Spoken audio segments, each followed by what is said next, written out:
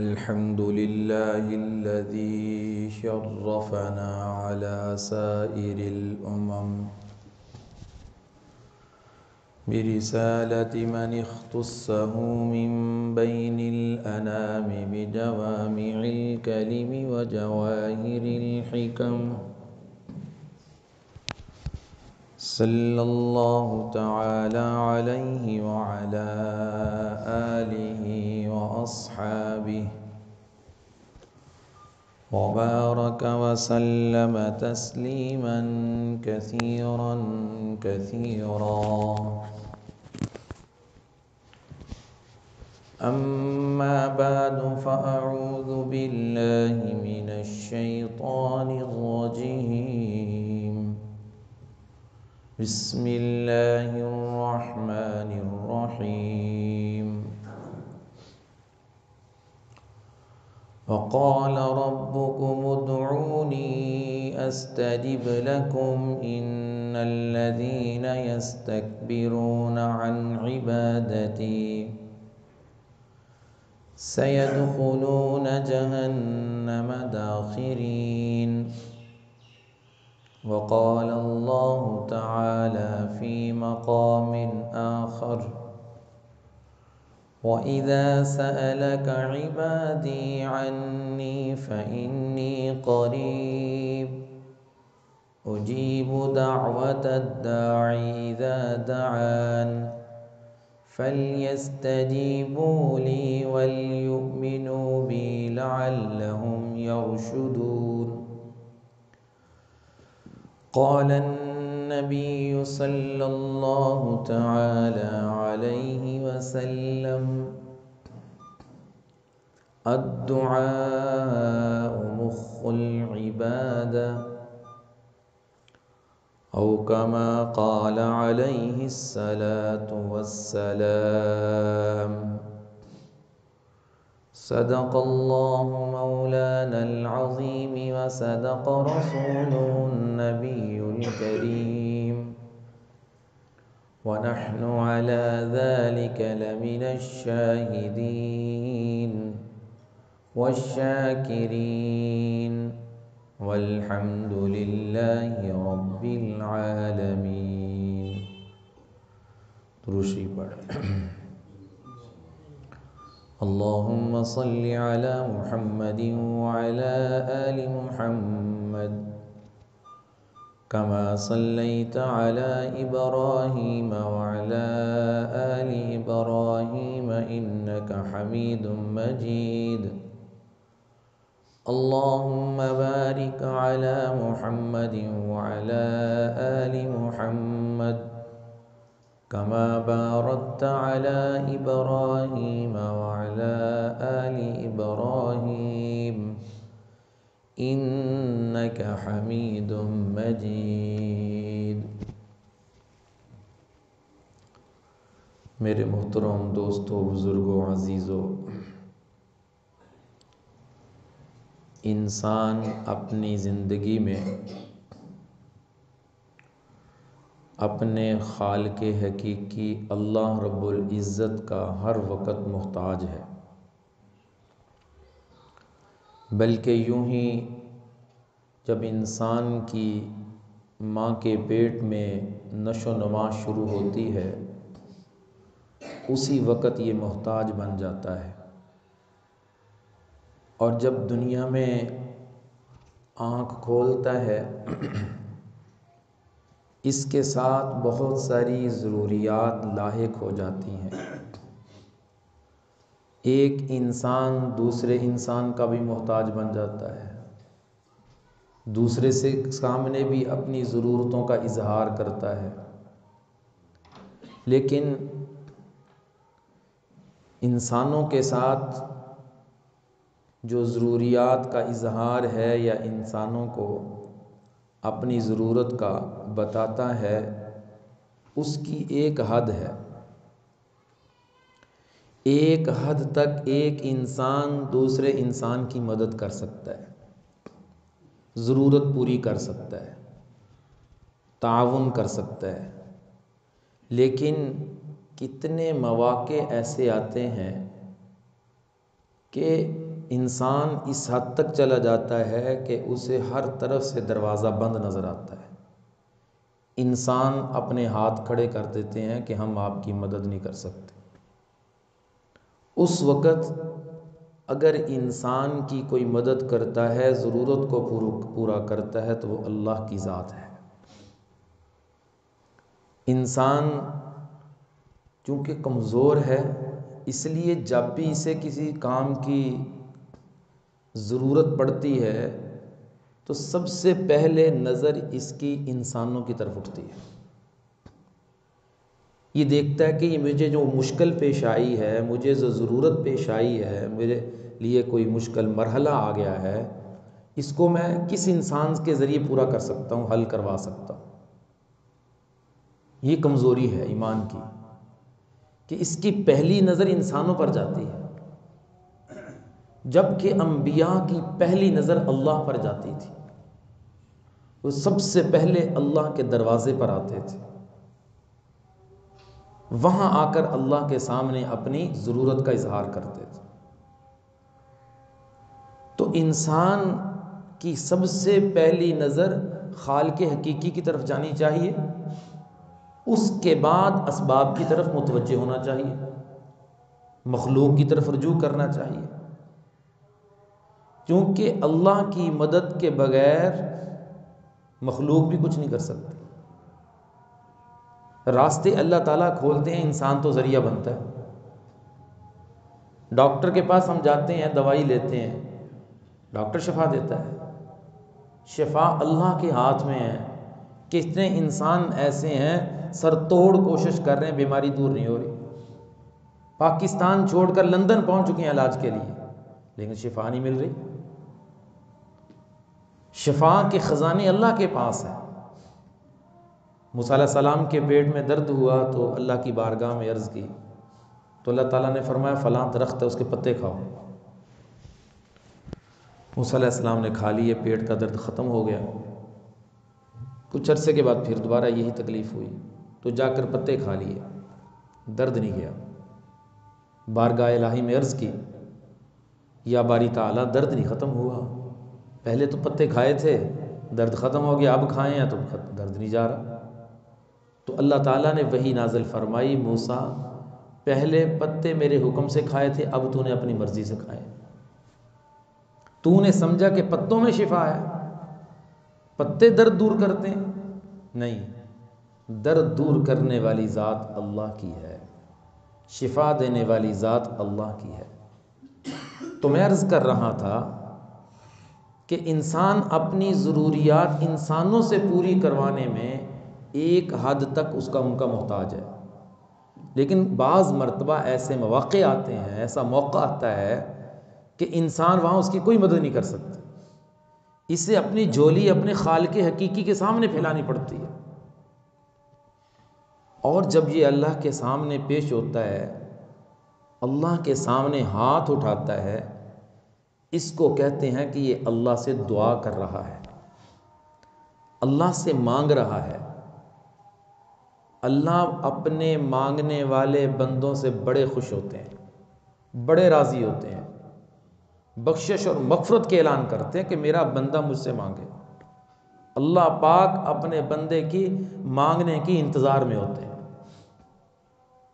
وَقَالَ رَبُّكُمُ ادْعُونِي أَسْتَجِبْ لَكُمْ، تمہارا رب کہتا ہے مجھ سے دعا مانگو، میں تمہاری دعا کو قبول کروں گا۔ إِنَّ الَّذِينَ يَسْتَكْبِرُونَ عَنْ عِبَادَتِي، اللہ کی عبادت سے تکبر نہ کرو۔ وَإِذَا سَأَلَكَ عِبَادِي أَنِّي فَإِنِّي قَرِيب، میرے بندے مجھ سے پوچھ رہے ہیں کہ اللہ تعالیٰ قریب ہیں یا دور ہیں، انہیں بتاؤ کہ اللہ تمہارے بالکل قریب ہے۔ کتنا قریب ہے؟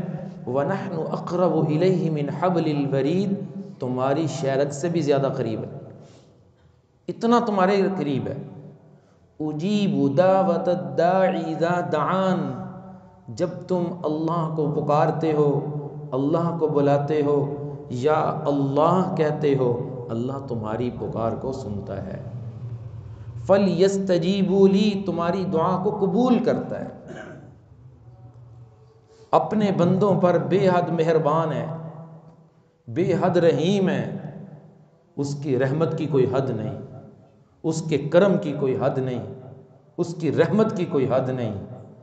زندگی بھر ایک بت کو سامنے کھڑا کر کے ایک بت کو پکارنے والا یا صنم کی آواز لگاتا ہے، یا صنم کا ورد کرتا ہے، اسے اونگ آتی ہے، بھول کر اس کی زبان سے یا صمد نکلتا ہے، اللہ اس کی آواز پر بھی لبیک یا عبدی کہتے ہیں، اے میرے بندے میں حاضر ہوں۔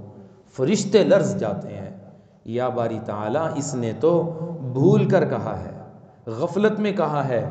تو اللہ تعالیٰ فرماتے ہیں یہ بت کو پکار رہا تھا، بت تو اس کی بات کا جواب نہیں دے رہا تھا، میرا نام اس کی زبان پہ بھول کر آیا ہے تو میرا بندہ، اگر میں بھی اس کی پکار کا جواب نہ دوں، میرے اور بت میں فرق کیا رہ جائے گا؟ حدیث میں آتا ہے۔ تو اللہ اس کی بندے کی پکار پر بھی لبیک یا عبدی کہتا ہے۔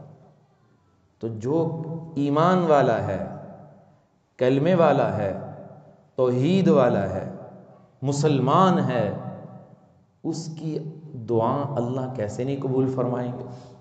اجیب دعوت الداع اذا دعان، تم اللہ سے مانگو، اللہ تمہاری دعا کو قبول کرتا ہے۔ لوگ کہتے ہیں ہماری دعا قبول ہی نہیں ہوتی۔ کیوں نہیں قبول ہوتی؟ دعا کرنے کا طریقہ ہی نہیں آتا، مانگنے کا طریقہ ہی نہیں آتا۔ اگر اس طریقے سے مانگا جائے تو اللہ اپنے بندوں کی دعا کو قبول کرتے ہیں۔ کوئی لمبی چوڑی شرطیں نہیں ہیں کہ یہ شرطیں ہیں جی، لمبی چوڑی لسٹ ہے، ان شرائط میں تم دعا مانگو گے تو تمہاری دعا قبول ہوگی ورنہ نہیں ہوگی۔ اللہ اپنے بندے کی پکار کو سنتا ہے، اللہ اس کی دعا کو قبول کرتا ہے۔ رسول اللہ صلی اللہ علیہ وسلم نے ارشاد فرمایا الدعاء مخ العبادہ، دعا عبادت کا مغز ہے۔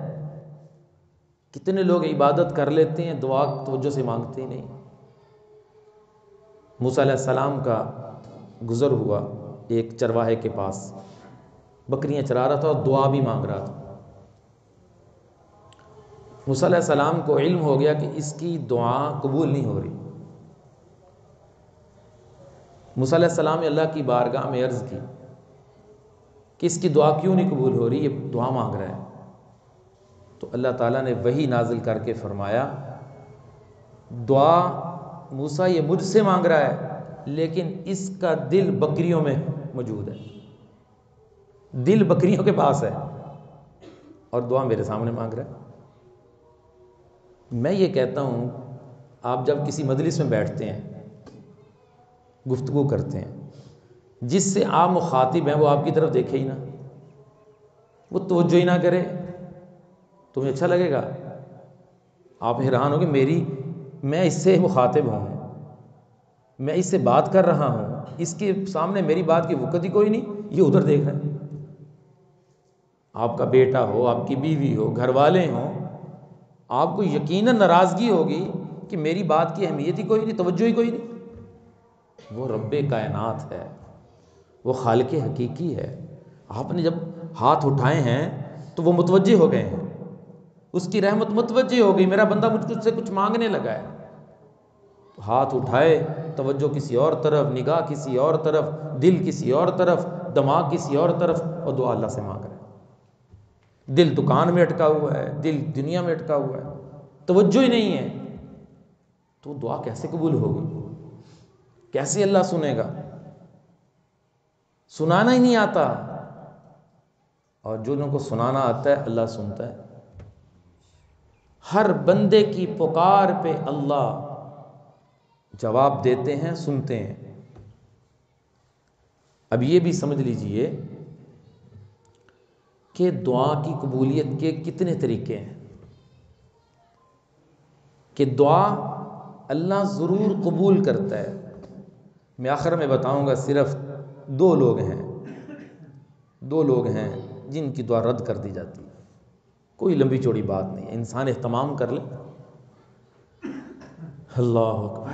دعا کی قبولیت کا پہلا طریقہ یہ ہے کہ جو آپ نے مانگا اللہ وہی عطا فرما دیتے ہیں. یہ قبولیت کا سب سے پہلا طریقہ ہے. آپ نے مانگا وہ ایسے ہی ہو گیا. ہم نے اپنی زندگی میں کئی مرتبہ دیکھا، مانگا سامنے وہی چیز آ گئی، دل میں سوچی ویسے ہی ہو گیا. کبھی دعا ذرا دیر سے اس کا ظہور سامنے ہوتا ہے، بیان ہی وہی طرف کام ہوتا ہے، اور کبھی اللہ فوراً بھی کر دیتا ہے. وہ مالک کی مرضی ہے، وہ حکمتوں کو جانتا ہے، وہ غیب کو جانتا ہے، اس کے پاس ساری کائنات کا علم ہے. اس کو پتہ ہے کہ یہ چیز اس کو کب اس کی ضرورت ہے، اس کی دعا میں نے اس کے سامنے کب ظاہر کرنی، اس کو پتہ ہے. فوراً بھی قبول کر لیتے ہیں، سامنے ظاہر کر دیتے. قبول تو فوراً ہو جاتی ہے، لیکن اس کی عملی صورت سامنے کبھی فوراً آتی ہے، کبھی کچھ دیر کے بعد آتی ہے. یہ جس مسجد میں آپ بیٹھے ہوئے ہیں،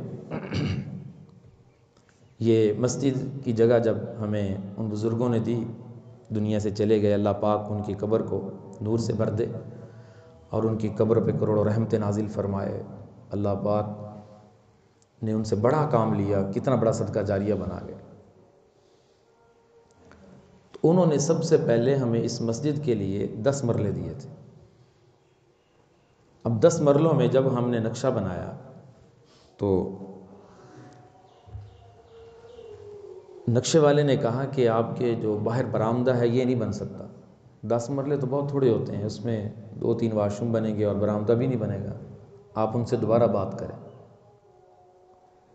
تو میں ان کے پاس گیا، میں نے کہا جی نقشہ نویس یہ کہتا ہے کہ آپ کا برآمدہ نہیں بنے گا. بعض مرتبہ برآمدے کی ضرورت پیش آتی ہے، گرمیوں میں نماز پڑھنے کے لیے اور ضرورتیں ہوتی ہیں، تو اب 3 مرلے اور عطا فرما دیں تاکہ ہمارا یہ کام بھی ہو جائے. انہوں نے کہا کہ نہیں، 2 مرلے میں دیتا ہوں، 3 نہیں دیتا. تو زیادہ پھر میں نے بھی اصرار نہیں کیا. جب انہوں نے 2 کہہ دیا، انہوں نے کہا 2 میں اگر وہ سیٹنگ کرتا ہے تو ٹھیک ہے، وغیرہ بس یہ کافی ہے. میں بھی اٹھ کے آ گیا. اب ذہن میں یہ ایک پریشانی بھی تھی، اللہ کی طرف رجوع بھی تھا کہ 10 مرلے میں مسجد بہت چھوٹی بنے گی اور ہمیں دوبارہ بنانی پڑے گی، اس کو بڑھانا پڑے گا. آئندہ مستقبل میں جا کے نقشہ نویس کو کہہ رہے تھے کہ یہ دیوار ایسے بنائیں کہ عارضی طور پہ بنائیں تاکہ ہم اس دیوار کو گرا کر آگے بڑھ سکیں. اس طرح کی باتیں ہو رہی ہیں، اور ہم نے آ کے دعائیں شروع کر دیں. اپنے والدین کو متوجہ کیا، اعمال میں لگے کہ اللہ پاک مہربانی فرما دے. تو چند گھنٹے گزرے، مجھے ان کی طرف سے کال آئی. انہوں نے کہا جی وہ 8 مرلے آپ اور لے لیں، 1 کنال پوری کر لیں. اللہ کی رحمت دیکھیے، حیرانگی. اللہ پاک کی شکر ادا کیا کہ یا اللہ، ایک آدمی 1 مرلہ نہیں دے رہا، کہ 2 مرلے دینے ہیں بس. زیادہ میں اصرار نہیں کر سکتا تھا، مناسب بھی نہیں تھا. چند گھنٹے کے بعد وہ کہہ رہا 8 مرلے اور لے لیں. ذہن کو بدلنے والی ذات کون سی ہے؟ دل کس کے قبضے میں ہے؟ اللہ کے قبضے میں ہے. اللہ نے نظام غیبی چلایا اپنا. جب انسان مرنے کے بعد اس حقیقت کو دیکھے گا نا، وہ کہے گا بھی میں نے کم دی ہے. صدقہ جاریہ کتنا بڑا ہے. مسجد کی جگہ قیامت والے دن تک رہے گی اور یہ جنت میں جائے گی. مسجدیں بیت اللہ کی شاخیں ہیں، مسجد نبوی کی شاخیں ہیں. تو جس کی جگہ پہ اللہ کا گھر بن گیا، آپ بتائیں کہ کتنی بڑی دولت کما گیا. مسجد کی جگہ نہ تبدیل ہو سکتی ہے، نہ فروخت ہو سکتی ہے، نہ منتقل ہو سکتی ہے، کچھ بھی نہیں ہو سکتا. بس مسجد بنی، قیامت تک مسجد رہے گی. کوئی رہے نہ رہے، مسجد رہے گی. اور ثواب کی سپلائی جگہ دینے والے کو جاری رہے گی. اتنا بڑا صدقہ جاری ہے.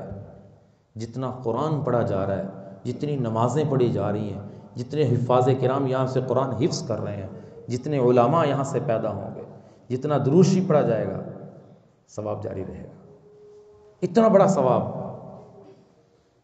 تو میں عرض کر رہا تھا کہ اللہ پاک دعا کو قبول کرتے ہیں، اس کا پہلا طریقہ یہ ہے کہ جو آپ نے مانگا وہی مل گیا، ایک یہ طریقہ ہے۔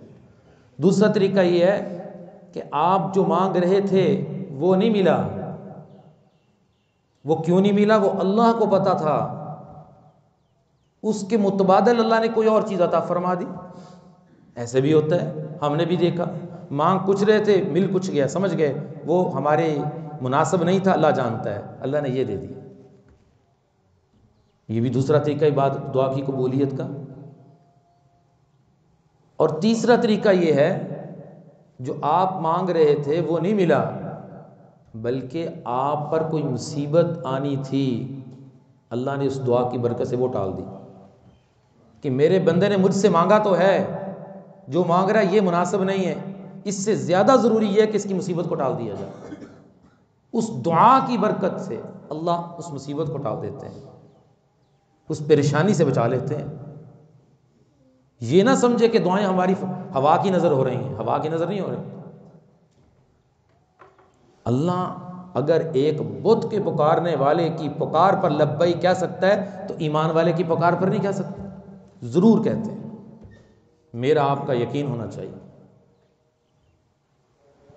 چوتھا طریقہ یہ ہوتا ہے کہ بعین وہ چیز نہیں ملتی، اس کے متبادل بھی کوئی چیز نہیں ملتی، لیکن اللہ پاک اس دعا کو ذخیرہ کر لیتے ہیں آخرت میں۔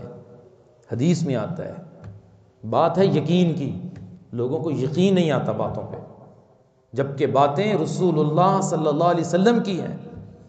آپ فرما رہے ہیں مومن بندہ جب دعا مانگتا ہے اللہ اس دعا کو ذخیرہ کر لیتے ہیں، اللہ پاک قیامت کے دن اسے ان دعاؤں کا اجر و ثواب دکھائیں گے۔ اور مومن بندہ کہے گا کاش میری ایک دعا بھی دنیا کے اندر قبول نہ ہوتی، کس طرح کہ بیان وہ چیز مجھے نہ ملتی دنیا میں، یہاں ملتی۔ جو دنیا میں میری چیزیں مجھے مل چکی ہیں، جو دعائیں مانگی وہ میرے کام ہو چکے ہیں، اللہ میری ساری دعاؤں کو ذخیرہ کر لیتے ہیں۔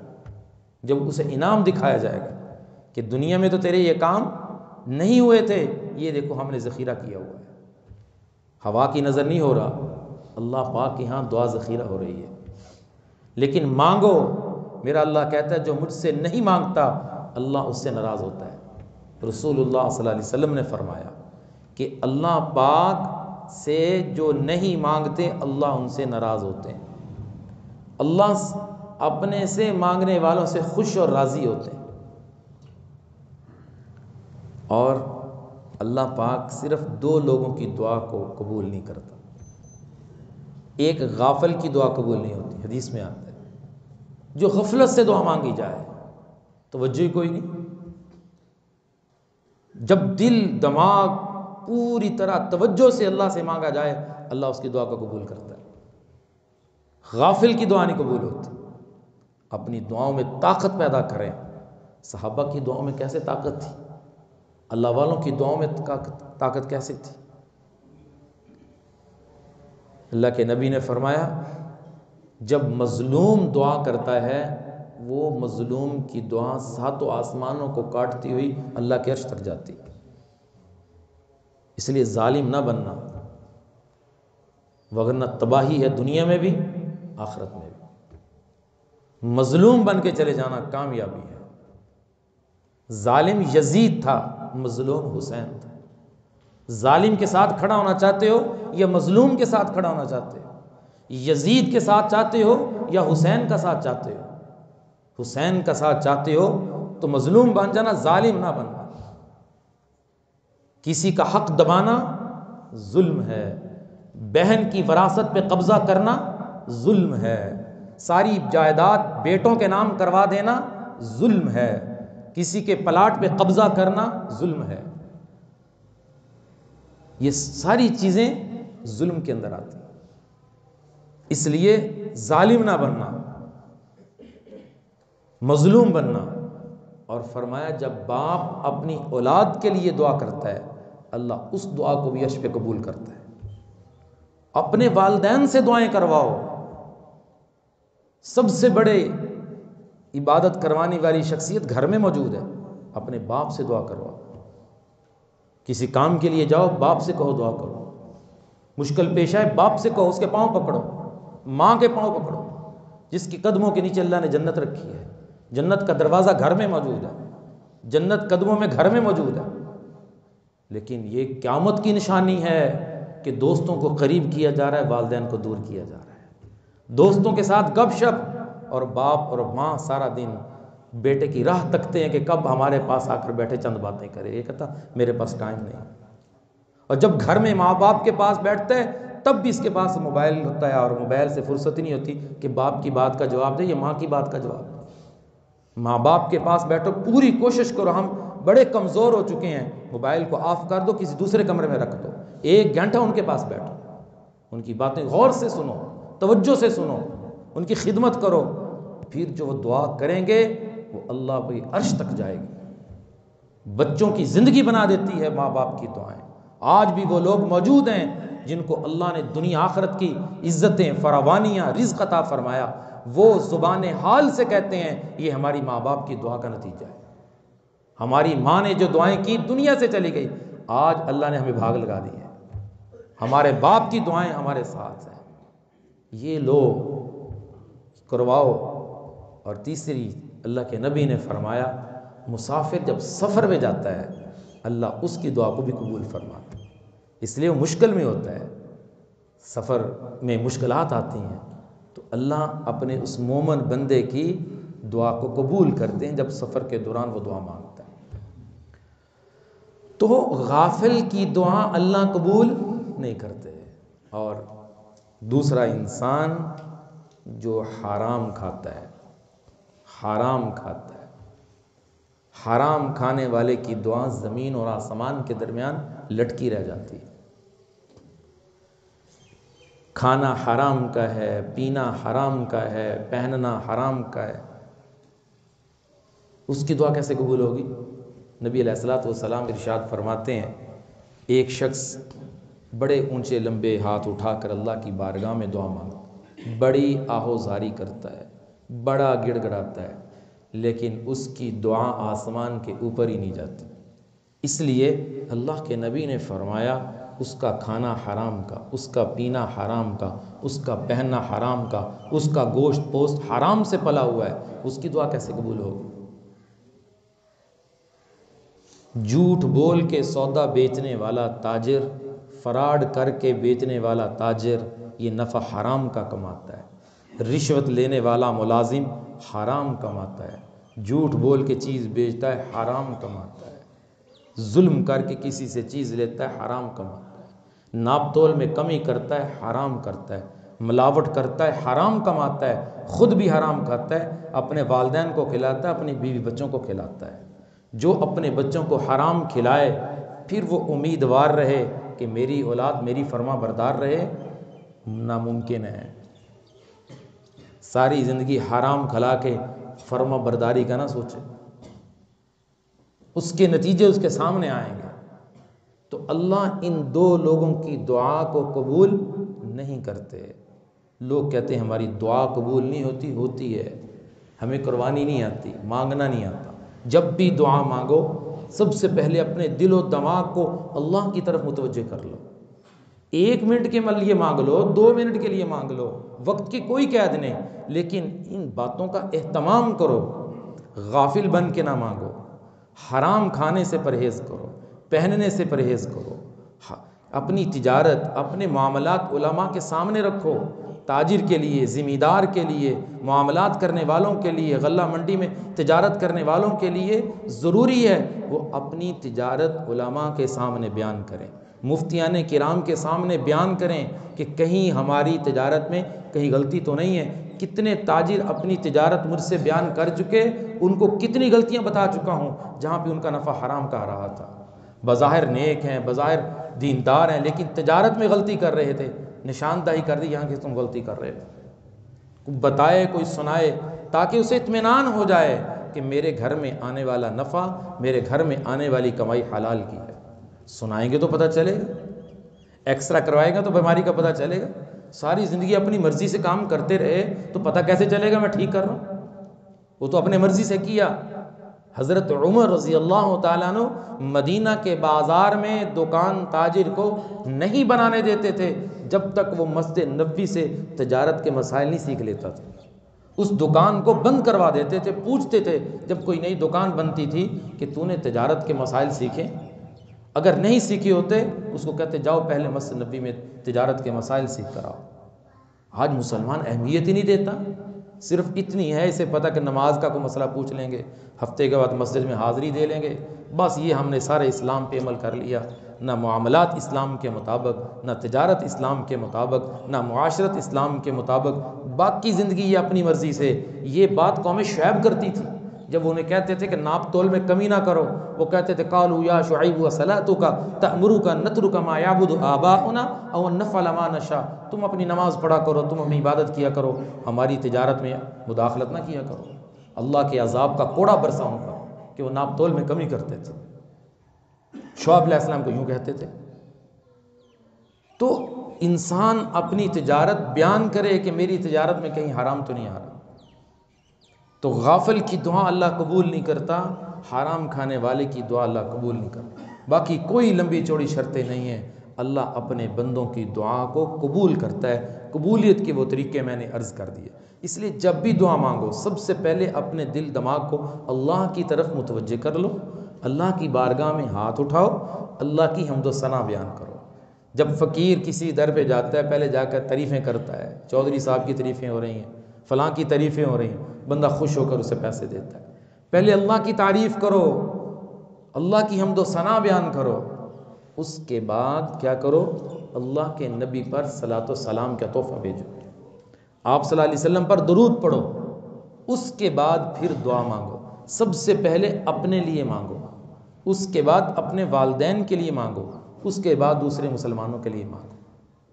اور جب دعا مانگ چکو پوری توجہ سے مانگو اور اس یقین سے مانگو کہ میری دعا اللہ نے قبول کر لی ہے۔